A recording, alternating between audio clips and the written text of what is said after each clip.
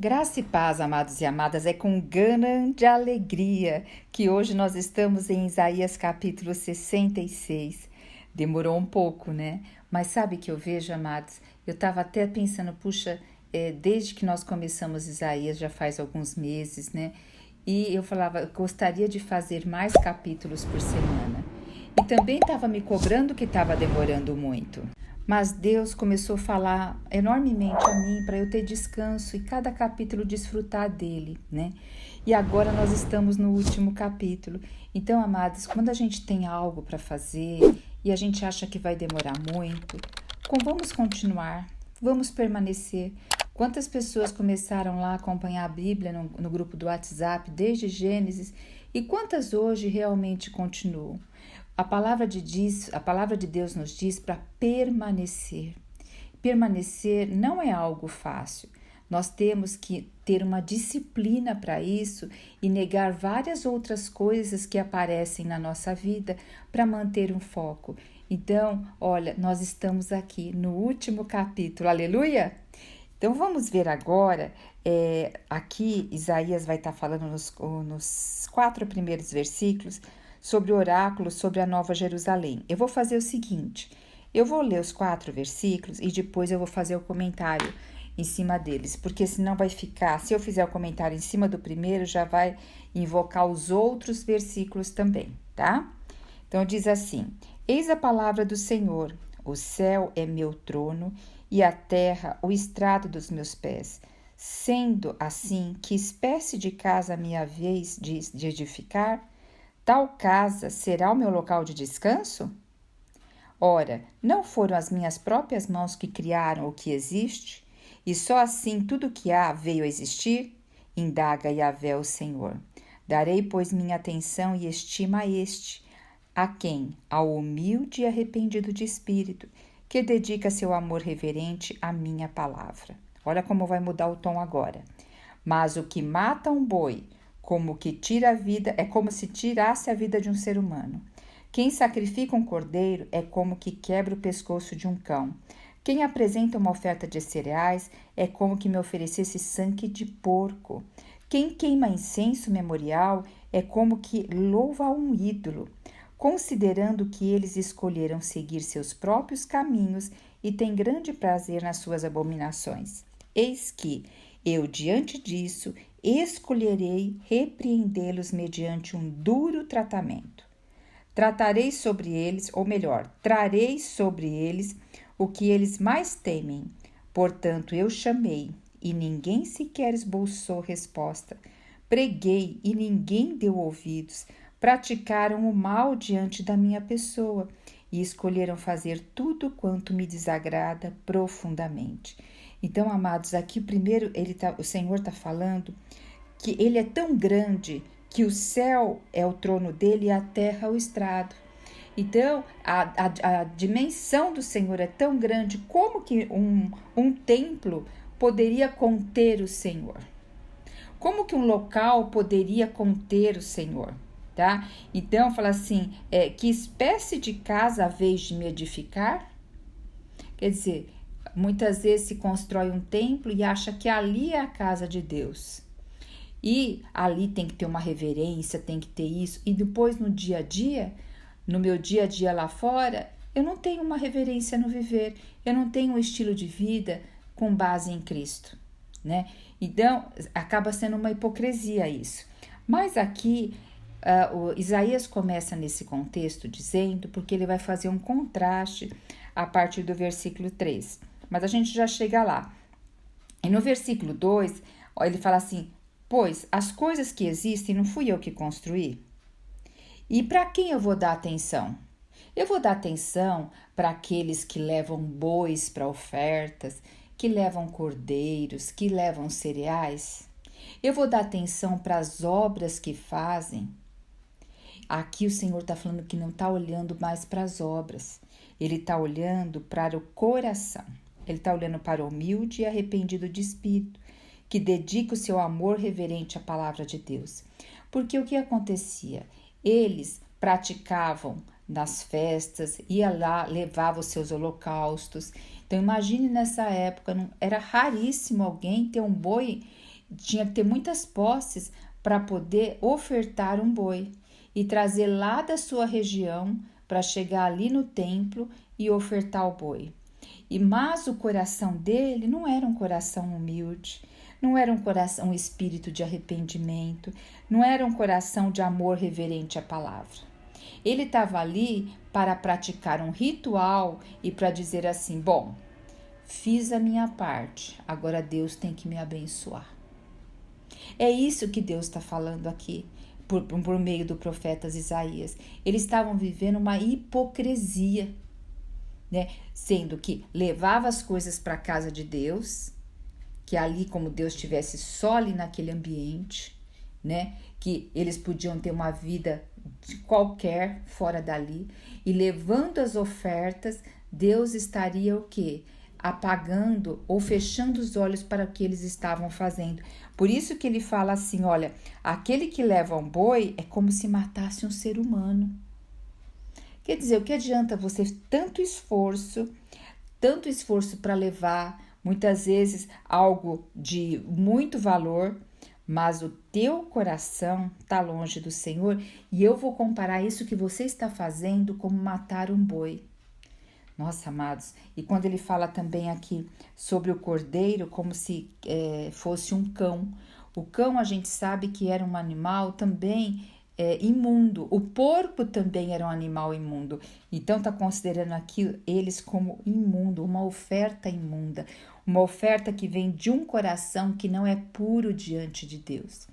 E isso a gente tem que voltar para nós mesmos, né? Eu vejo tantas pessoas são cristãs porque os pais ou porque tem um ritual, mas realmente não vivem aquilo.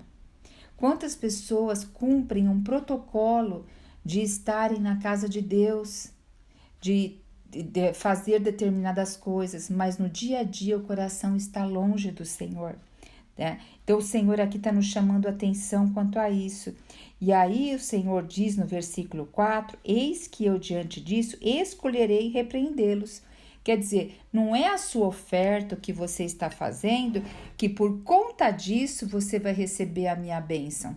Porque devido você ter levado essa oferta, você se sente justificado e você se sente merecedor de receber bênçãos. Mas não é isso. Eu estou olhando para o seu coração e o Senhor vai dar atenção e estima para aquele coração humilde, arrependido e que dedica um amor reverente à palavra de Deus.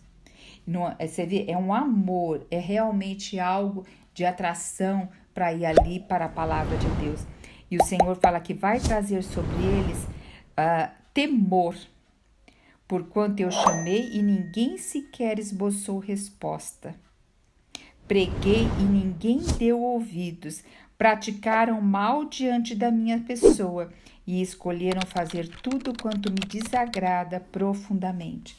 Amados, é como a gente ter um filho e você fala com ele e ele não esboça resposta nenhuma. Fica no celular, fica no joguinho. Você chama muitas vezes para comer, para isso, para aquilo outro, e não tem resposta nenhuma.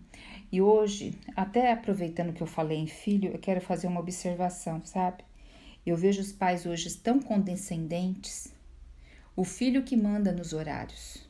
Se é para pôr blusa, não é para pôr blusa, se é para isso, se é para aquilo, sabe? Por isso que depois, até no relacionamento com o Senhor, vão ter problema. Dentro de um serviço vão ter problema. Porque é no tempo deles, na hora deles, não é colocado limites. E nós vemos que Deus é um Deus que coloca certo o que é limite, né? Então o relacionamento com Deus cada vez vai ficar mais difícil por conta disso também, tá? E também, eu não sei como vai ser essa geração de hoje, as crianças, os jovens adolescentes de hoje, no ambiente de trabalho, como que vão enfrentar a pressão? Qual a resiliência emocional que vão ter, né? A palavra do Senhor nos leva a nós percebermos que o nosso Deus é um Deus que fala, olha, eu vou olhar para o coração. Não adianta vir fazendo coisas não, porque naquilo que eu quero que vocês ouvem, vocês não ouvem. Naquilo que eu quero que vocês expressem uma resposta, vocês não expressam resposta. Vocês escolhem fazer aquilo que dá prazer para vocês. Amados, eu peco muito pela boca. Eu procuro sempre seguir uma refeição saudável, tudo. Mas eu percebo que épocas e épocas eu caio. Caio na tentação de doces. Caio na tentação de comer acima do necessário. Isso é o que me agrada. Mesmo sabendo que vai prejudicar várias coisas no meu corpo. Então, todos nós temos lutas. Um lutas numa área, outro lutas em outras áreas, tá? Então, nós temos que sempre voltar a Deus. E não é porque a gente faz, um exemplo, eu faço isso e isso depois eu fico feliz, não. Mas aqui também o que está falando é que desagrada profundamente ao Senhor, mas eles também não, eles estão com o coração cauterizado. Não atinge mais eles. Por isso que aqui fala arrependimento de espírito, lá no versículo 2, para mostrar aqui que eles não têm mais arrependimento, porque já cauterizou o coração, já estão acostumados naquilo que faz e aquilo não incomoda mais. Então, na nossa vida, que nós já estamos acostumados, que não nos incomoda mais. Que nem acabei de falar para vocês que várias vezes eu exagero num doce. Mas depois eu me arrependo tento realmente, faço uma estratégia toda para voltar ao caminho, oro ao Senhor. Então ainda eu tenho um coração sensível quanto a isso. Agora, já pensou se eu não tivesse um coração sensível? Mas você fala, mas vem a autocrítica, mas tudo bem, pelo menos eu tenho um coração sensível. Agora, quando a gente tem um coração cauterizado, nada mais segura. Então, glória a Deus pelo coração sensível ainda.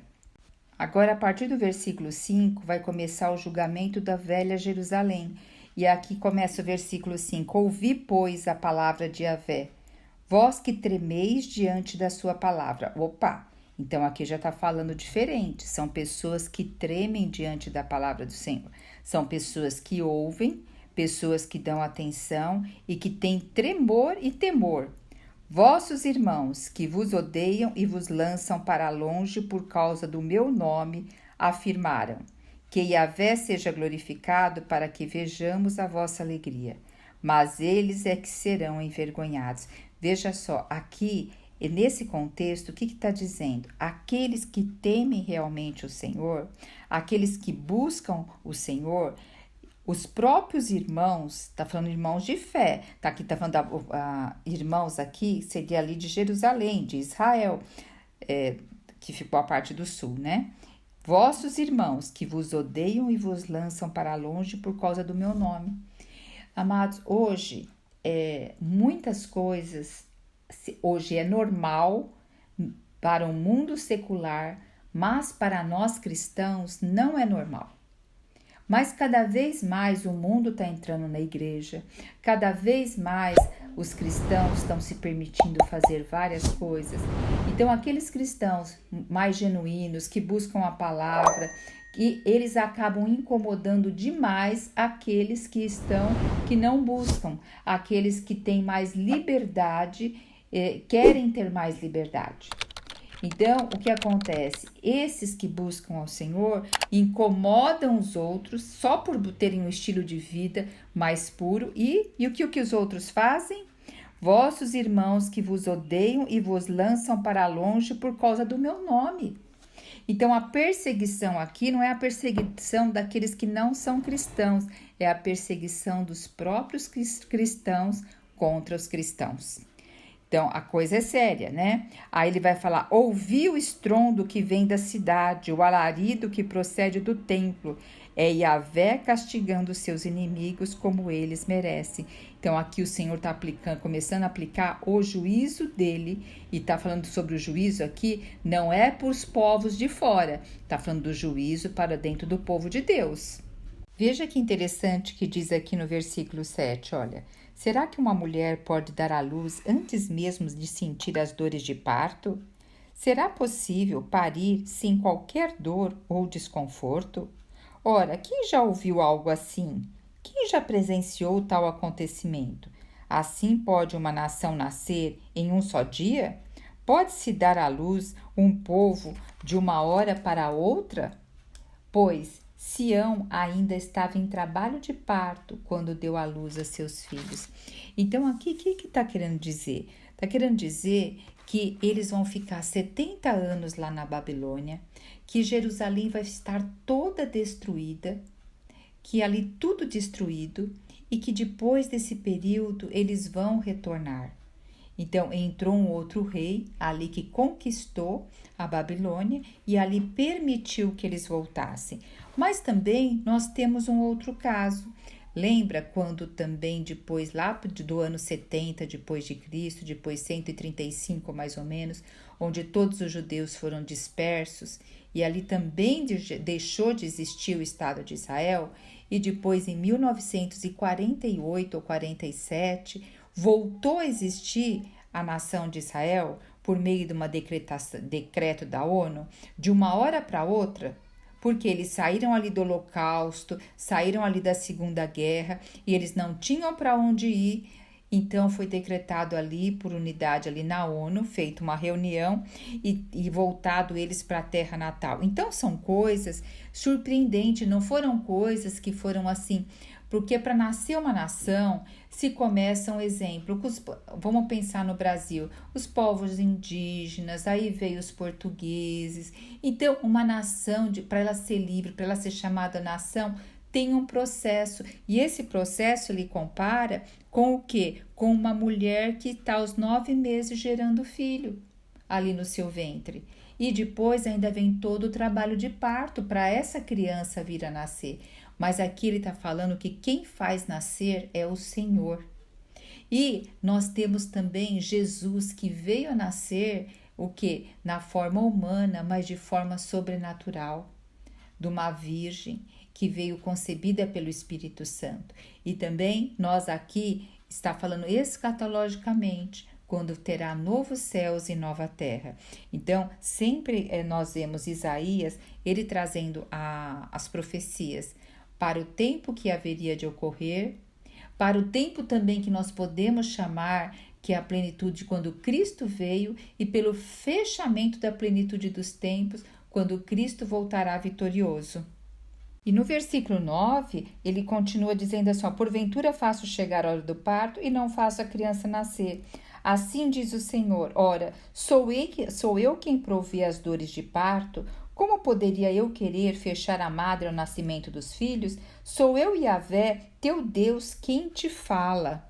Esse versículo, o Senhor diz, em forma de metáfora de parto, né? Para declarar que ele não interrompe o processo de restauração que ele começou. Se ele iniciou a obra como um nascimento, ele vai completar. Como diz lá em Filipenses 1,6, né? Aquele que começou a boa obra em vós há de completá-la.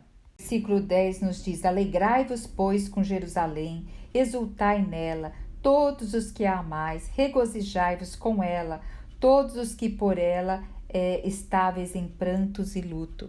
Naquela época que Jerusalém ali foi destruída, ninguém se incomodava ali ao redor. Mas hoje o Senhor manda nós nos alegrarmos, porque nós vamos ter a nova Jerusalém, a Jerusalém espiritual. Então a cidade que antes estava em ruína, agora o Senhor fala que vai ser motivo de alegria.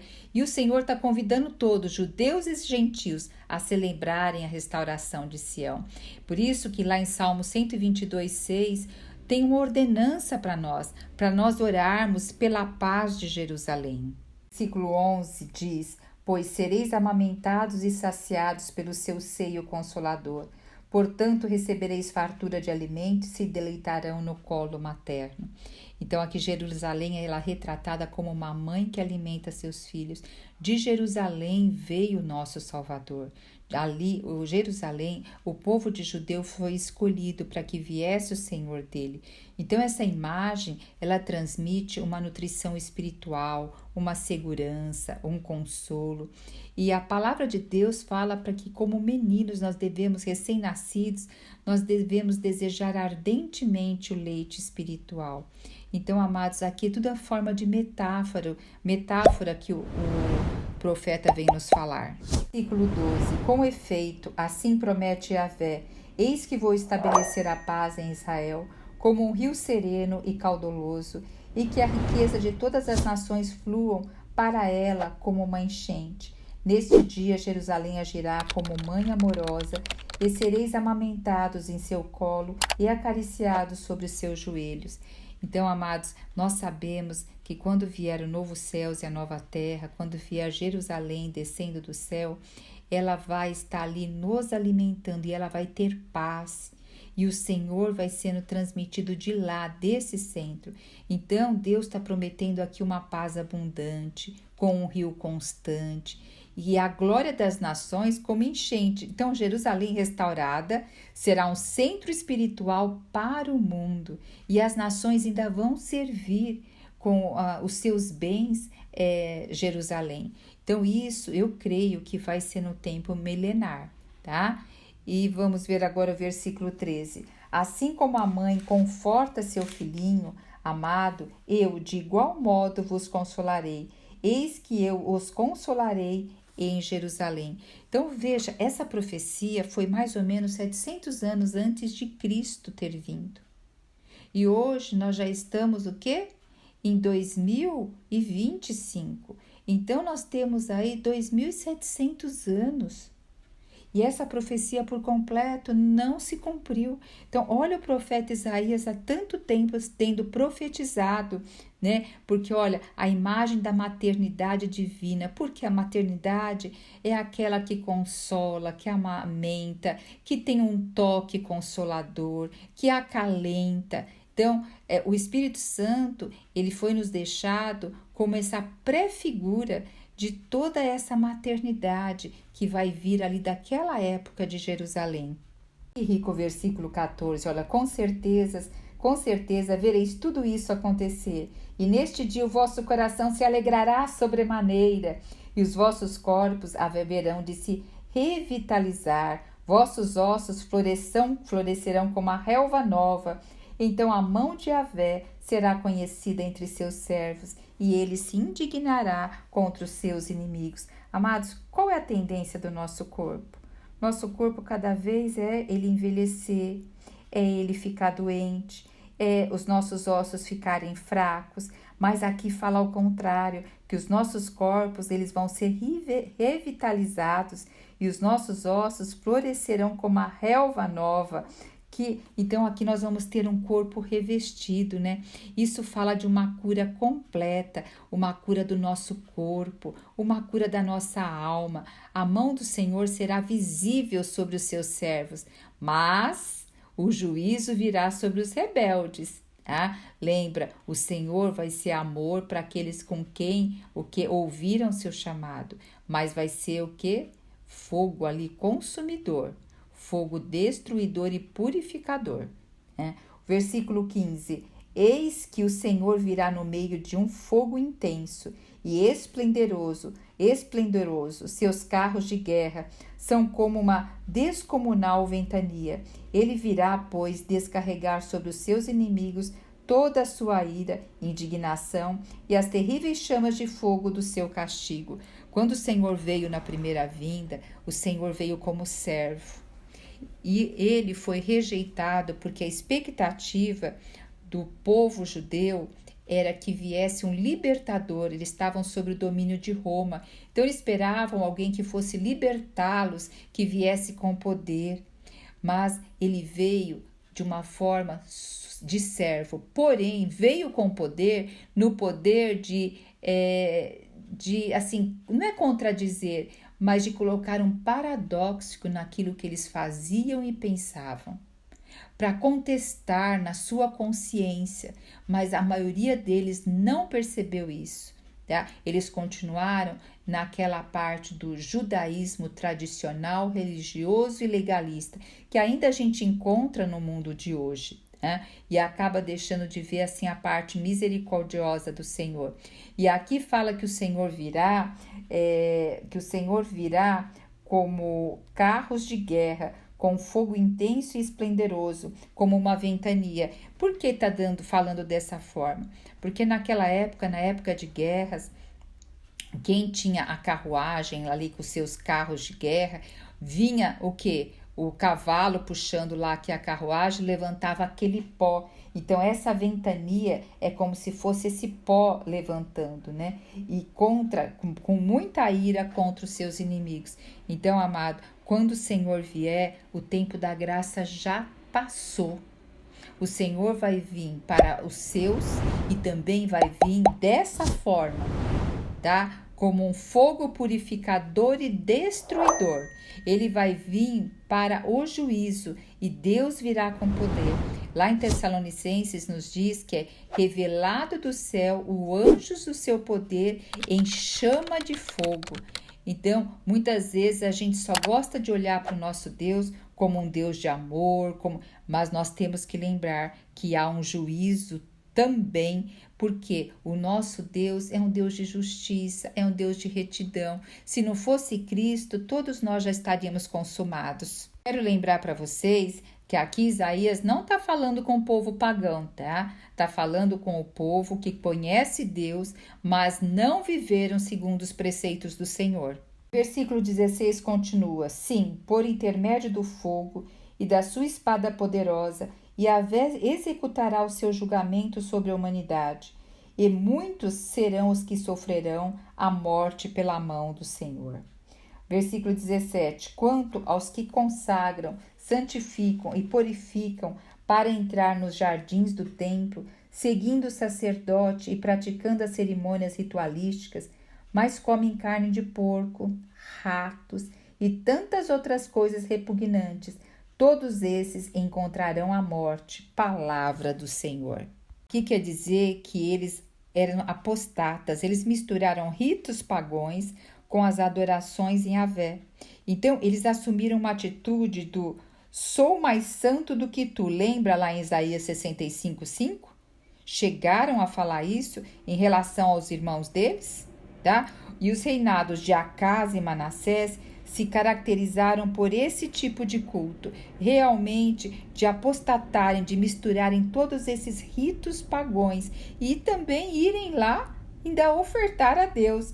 Então, esses jardins e bosques, com frequência, eram cenários de cerimônias religiosas cruéis, amados, e imorais.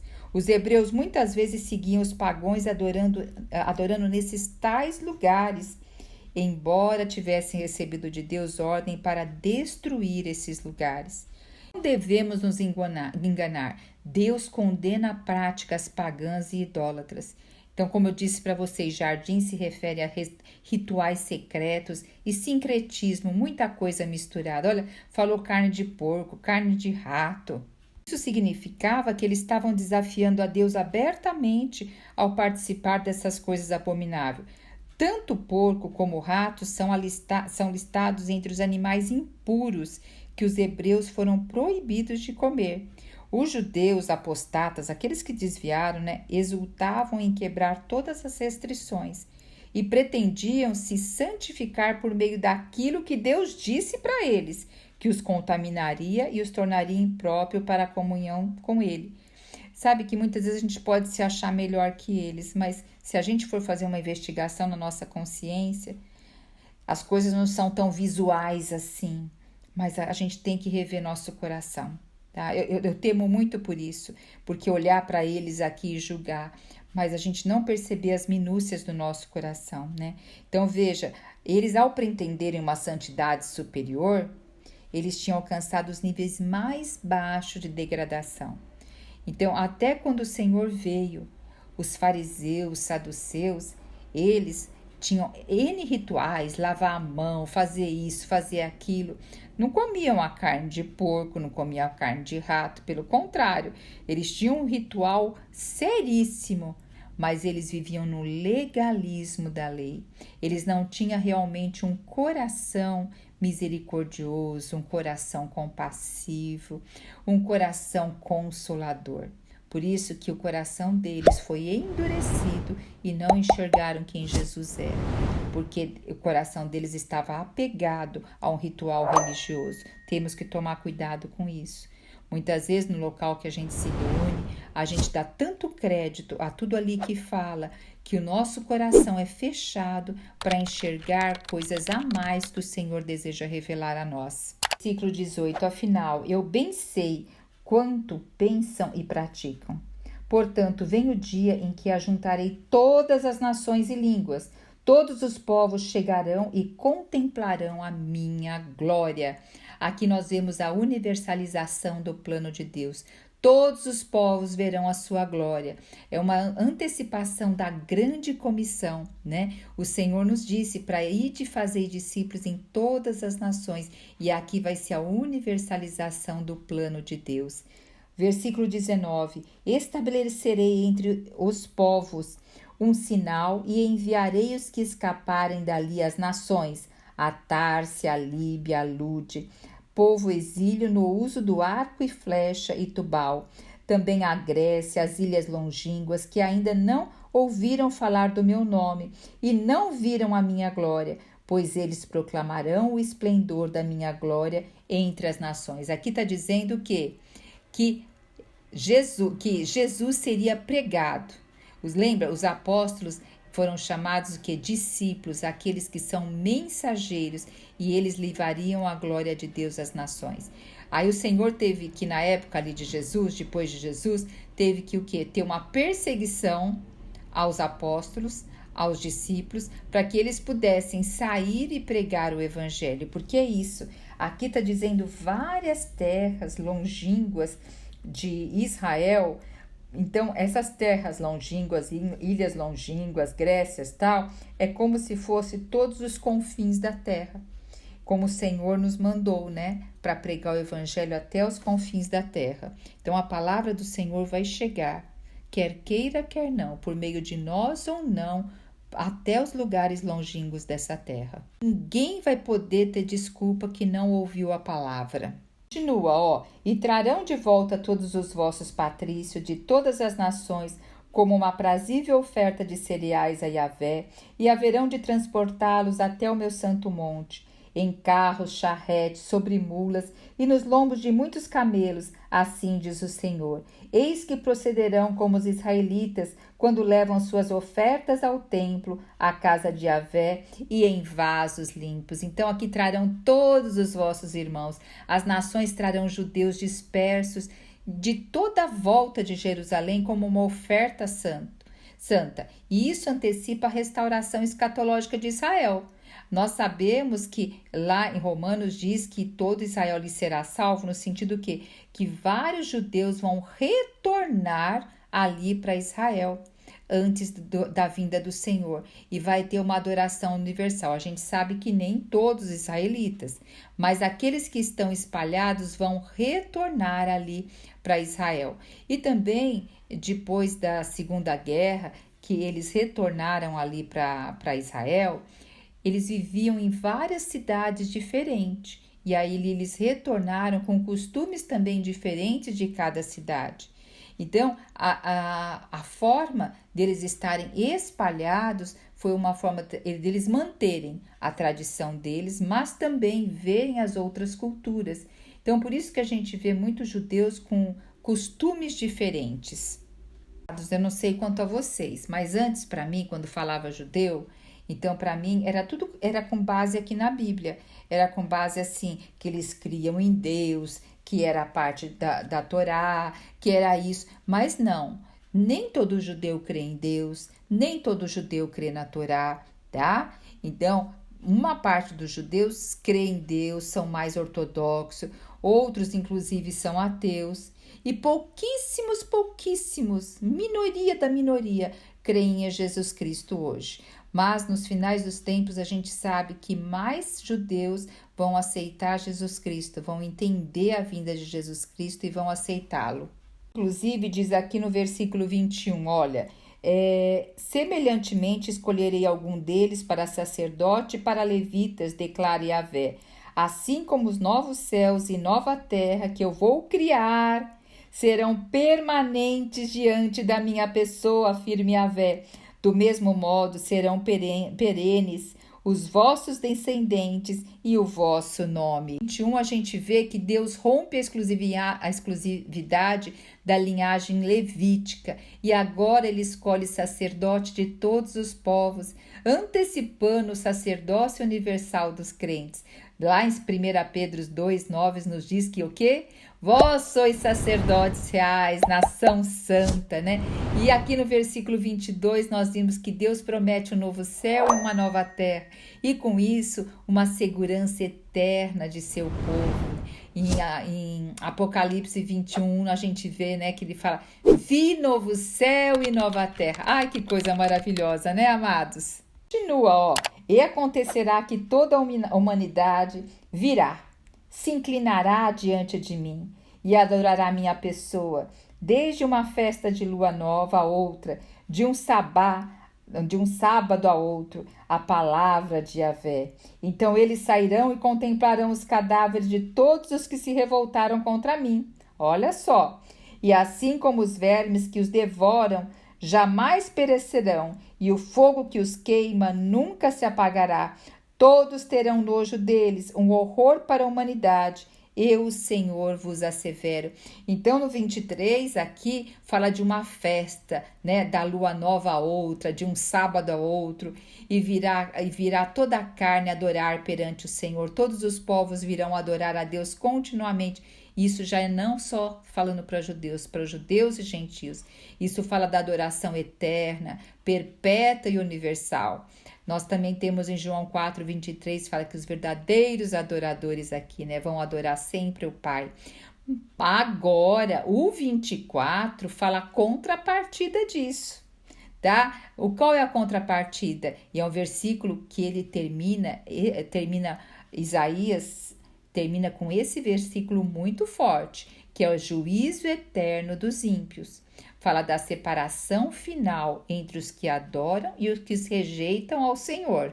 Esse versículo nos faz lembrar da punição eterna das almas no inferno que queima constantemente, né? Porque aqui fala desse verme, essa larva que vai se alimentar dos cadáveres e ela nunca morrerá. Então, é forma assim que sempre vai estar ali. É uma expressão assim que ela sim ficará ali corroendo e nem seu fogo se apagará. Então aqui também o fogo como se extinguindo toda a injustiça. E por que Isaías termina bem com esse versículo? Né? Não poderia terminar com o versículo 23? Não ia ficar mais gostoso? Mas lembra que cada vez mais, assim como na época de Isaías, o povo tinha grande parte do povo que estava assim rebelde contra Deus, mas havia também vários povos que eram contra Israel. Então, tanto dentro do povo de Deus quanto fora do povo de Deus, dentro do povo de Deus são os rebeldes e fora do povo de Deus são aqueles que querem o mal dos cristãos. Então termina dizendo que o juízo pertence ao Senhor, que a vingança pertence ao Senhor. Então que o Senhor, ele não está com os olhos vendados.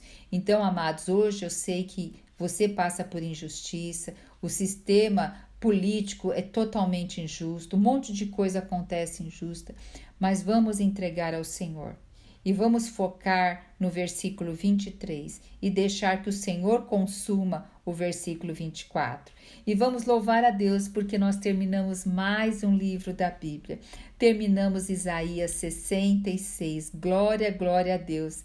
Eu estou tão feliz por isso porque nós demoramos nesse livro, né? Mas o Senhor nos faz o quê? Permanecer. Se esse livro te abençoa, compartilhe, amado, com outras pessoas, curte, faz um comentário. Dessa forma, o YouTube percebe que é interessante esses vídeos e ele mostra para outra pessoa. Tudo isso é como robotizado, né? Então, tem um robozinho aí que avalia quantas pessoas viram, quantas pessoas curtiram, quantas pessoas comentaram e assim ele publica para outras pessoas. Nós já sabemos que mensagens muitas vezes cristãs já não são tão bem-vindas e se a gente não fizer um trabalho em cima fica mais difícil. Mas agora eu quero dizer para vocês que logo, logo nós vamos nos ver em qual livro? Em seguida, Jeremias. Então, a semana que vem a gente vai começar Jeremias. Te espero no próximo livro. Amém? Aleluia! Jesus Cristo é o nosso Senhor. Você já se viu sobrecarregada por pensamentos negativos e ansiedade? Deseja encontrar uma maneira de viver com confiança e proteção? No Salmo 23, escondem segredos poderosos que podem mudar a maneira como você enxerga a vida. Nesta aula, você vai descobrir esses segredos e aprender a viver com confiança, deixando para trás os pensamentos negativos que minam a sua felicidade.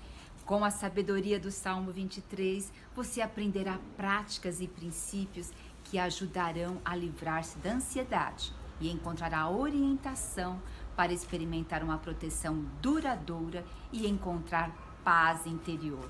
Comece a transformar sua vida hoje mesmo. Entre no grupo para acessar a aula gratuitamente e venha descobrir a verdadeira confiança e proteção que você merece.